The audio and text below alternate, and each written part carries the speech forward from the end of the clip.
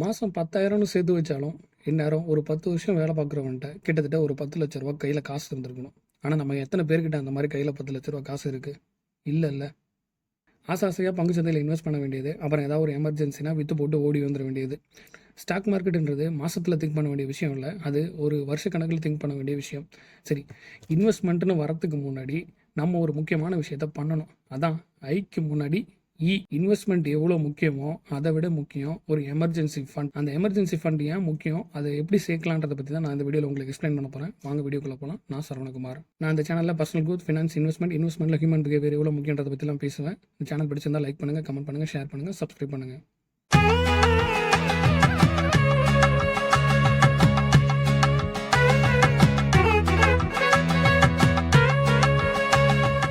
நீங்கள் இந்த விளம்பரத்தெல்லாம் பார்த்துருப்பீங்களே, இன்றைய சேமிப்பு நாளைய பாதுகாப்பு அப்படின்னு சொல்லுவாங்க. நாளைய பாதுகாப்பை இன்னைய பாதுகாப்புக்கு போட்டு தள்ளுறதுக்கு பேர் தான் எமர்ஜென்சி. ஈக்விட்டி இன்வெஸ்ட்மெண்ட்டாக இருக்கட்டும், மியூச்சுவல் ஃபண்டாக இருக்கட்டும், உங்களோட பிஎஃபாக இருக்கட்டும், லேண்டாக இருக்கட்டும், கோல்டாக இருக்கட்டும், எதுவாக இருந்தாலும் ஒரு எமர்ஜென்சினே அது நீங்கள் விற்க போகிறீங்கன்னா அது உங்களோட நாளைய பாதுகாப்பை இன்றைக்கே போட்டு தள்ளுற மாதிரி தான் அர்த்தம். ஸோ நம்ம ஒரு முதலீடு பண்ணுறதுக்கு முன்னாடி நம்மளோட எமர்ஜென்சி ஃபண்டை முதல்ல ஜெனரேட் பண்ணி வச்சுக்கணும். எமர்ஜென்சி ஃபண்டுன்றது ஒவ்வொருத்தவங்களுக்கும் ஒவ்வொரு மாதிரி மாறும். சில பேருக்கு 3 மாதம் சேலரி வையின்னுவாங்க, சில பேர் 1 வருஷம் சேலரி வச்சுக்கணுவானுங்க. இப்போ ஆனந்த் ஸ்ரீனிவாசன் மாதிரியான ஆளுங்கள்லாம் 200 கிராம் கோல்டு இருக்கணும், 400 கிராம் கோல்டு இருக்கணும் அப்படின்னு சொல்லுவாங்க. ஒவ்வொருத்தவங்களோட சாய்ஸ் அது. எந்த அமௌண்ட் உங்களோட எமர்ஜென்சியை தாக்கு பிடிக்கும்னு பாருங்கள். ரொம்ப சிம்பிளான ரூல் தான். மாதம் 15,000 15% 15 வருஷம் சேர்த்தா 1 கோடி சேர்த்துடலான்னு எல்லாரும் ஈஸியாக சொல்லுவாங்க. ஆனால் அந்த 15,000 கட்டுக்கோப்பா சேர்க்கறது தான் இங்கே கஷ்டம். ஏதாவது ஒரு எமர்ஜென்சினா முதல்ல அதில் தான் நம்ம கை வைப்போம். ஏன்னா நம்மக்கிட்ட வேறு எந்த சேமிப்பும் அந்த நேரத்தில் இருக்காது. இந்த வடிவேலு ஒரு காமெடியில் போய் முட்டுசந்தில் மாட்டிக்கிட்டு படாதப்படுவார். அதே மாதிரி நம்மளோட இன்வெஸ்ட்மெண்ட்டும் எமர்ஜென்சின்ற ஒரு முட்டுசந்தில் மாட்டிக்கிட்டு படாத அவஸ்தைப்படக்கூடாது. ரொம்ப கேர்ஃபுல்லாக இருக்கணும். நம்மளோட இன்வெஸ்ட்மெண்ட்டை எக்காரணம் முன்னிட்டு நம்ம கை வைக்கக்கூடாது. அது இன்வெஸ்ட்மெண்ட்ன்றது ஒரு லாங் டைம் ஹரிசன் கொடுக்கணும். நீங்கள் லேண்டோ, கோல்டோ இல்லை ஈக்விட்டியோ எது எடுத்துக்கிட்டாலும் வருஷம் ஆக ஆக தான் அதோட கேபிட்டல் க்ரோ ஆகும், அதோட வளர்ச்சி பிரம்மாண்டமாக இருக்கும். அதை விட்டுட்டு வாங்கிட்டு 2 வருஷத்தில் ஒரு எமர்ஜென்சின்னு விற்க போகிறேன், இல்லை கடன் வாங்கிட்டு அதை நான் விற்க போகிறேன் அப்படிங்கும்போது அதில் ஒரு யூஸுமே இல்லை. ஸோ நீங்கள் ஒரு முதலீடு பண்ணுறதுக்கு முன்னாடி முக்கியமாக செய்ய வேண்டிய வேலை எமர்ஜென்சி ஃபண்டுன்னு ஒன்று ரெடி பண்ணுறது. ஒரு விஷயம் நல்லா ஞாபகம் வச்சுங்க, நம்ம இன்வெஸ்ட்மெண்ட்டுன்றது அது லேண்டோ, கோல்டோ, ஈக்விட்டியோ எதுவாக இருந்தாலும் நம்ம தமிழ் சினிமா ஹீரோ மாதிரி தான், ஏன் உலக சினிமா ஹீரோ மாதிரி தான். மரண அடி வாங்குவாங்க, எப்போ பார்த்தாலும் அடி வாங்கிட்டே இருப்பானுங்க. கிளைமேக்ஸில் மட்டும்தான் ஹீரோன்றதுக்கு ஏற்ற மாதிரி ஹீரோயிசம் பண்ணுவானுங்க. அது நீங்கள் லேண்டே எடுத்து பாருங்கள், நிறைய இடத்துல அப்ஸ் அண்ட் டவுன்ஸ் இருக்கும். சில ஒரு 10-20 வருஷத்துக்கு வாங்கின விலை விட மேலே ஏற மாட்டான், அதே இடத்துல இருந்து சாவடிப்பான். ரெண்டாவது ஈக்விட்டிலாம் பாருங்கள், ஆமை ஓடுற மாதிரி ஊர்ந்துட்டு இருக்கும்.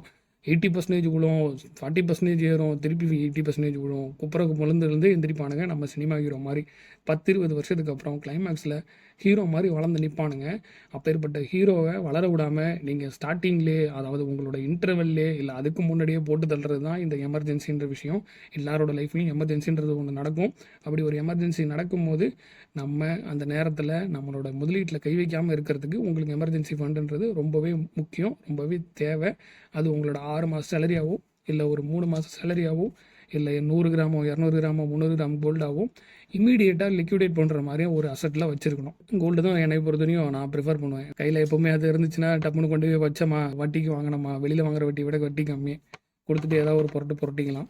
அந்த எமர்ஜென்சிலேருந்து கொஞ்சம் ரிலீஃபாக இருக்கும். ஒரு எமர்ஜென்சி ஃபண்ட் இல்லாமல் நம்ம ஒரு ஸ்டாக் மார்க்கெட்டுக்கோ இல்லை ஏதோ ஒரு இன்வெஸ்ட்மெண்ட்டோ பண்ணுறோன்னா அதை நம்ம கண்டிப்பாக ஒரு லாஸ்ட்டில் தான் விற்கிற மாதிரி இருக்கும். இன்றைக்கி நீங்கள் ஒரு கோல்டு வாங்குறீங்க, அந்த கோல்டு கிட்டத்தட்ட 3% ஜிஎஸ்டி, ஓகேவா? அந்த ஜிஎஸ்டிக்கெலாம் முன்னாடி நீங்கள் காயினாக வாங்கினாலோ, பாராக வாங்கினாலோ, எப்படி வாங்கினாலோ, நகையாக வாங்கினாலோ உங்களுக்கு கிட்டத்தட்ட செய்கூலி சேதாரம் வேஸ்டேஜ்னு கொஞ்சம் போட்டுருவாங்க.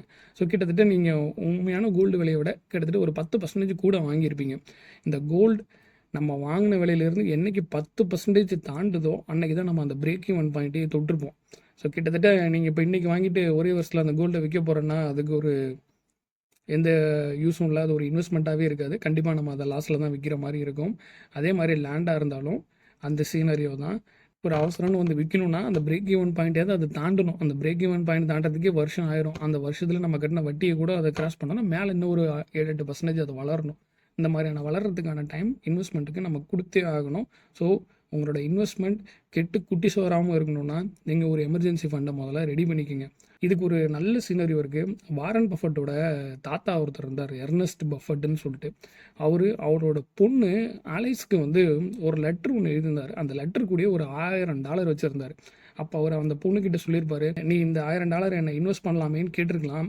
ஆனால் இன்வெஸ்ட் பண்ணுறதுலாம் விட ஒரு $1000 நம்ம கையில் இருக்குது அப்படின்றத நினைக்கும் போது அந்த ஒரு சாட்டிஸ்ஃபிகேஷன், அந்த ஒரு சந்தோஷம் இருக்குது பார்த்தீங்க, அந்த தொட்டு பார்க்குற சந்தோஷம் எந்த இன்வெஸ்ட்மெண்ட்டாலையும் தர முடியாது. ஏன்னா இன்வெஸ்ட்மெண்ட்டில் மேக்ஸிமம் எல்லாம் பேப்பரில் ஈக்விட்டினா பேப்பரில் தான் இருக்கும் எல்லாமே. ஒரு கிட்டத்தட்ட ஒரு பேப்பர் ப்ராஃபிட் பேப்பர் லாஸை தான் மைண்டில் பார்ப்போம் விற்று நம்ம கைக்கு வர வரையும். அதை தான் நானும் உங்களுக்கு சொல்கிறேன். நீங்கள் உங்களோட எமர்ஜென்சி ஃபண்டை ஒரு கோல்டாவோ என்னவோ மாற்றி கையில் அப்படி பார்க்கும்போது வர சந்தோஷம் இருக்கே, அது தர திருப்தி இருக்கே, அது தர தைரியம் இருக்கே, அதை எந்த இன்வெஸ்ட்மெண்ட்டாலையும் அவ்வளோ சீக்கிரம் தந்துட முடியாது. எமர்ஜென்சி ஃபண்டை சேர்த்துட்டு இன்வெஸ்ட்மெண்ட்டுக்கு வாங்க. ஐக்கு முன்னாடி ரொம்ப முக்கியம். மீண்டும் இது போன்ற நல்ல தகவலோடு அடுத்த வீடியோவில் உங்களை நான் சந்திக்கிறேன். அதுவரை உங்களிடமிருந்து விடைபெறுவது நான் சரவணகுமார்.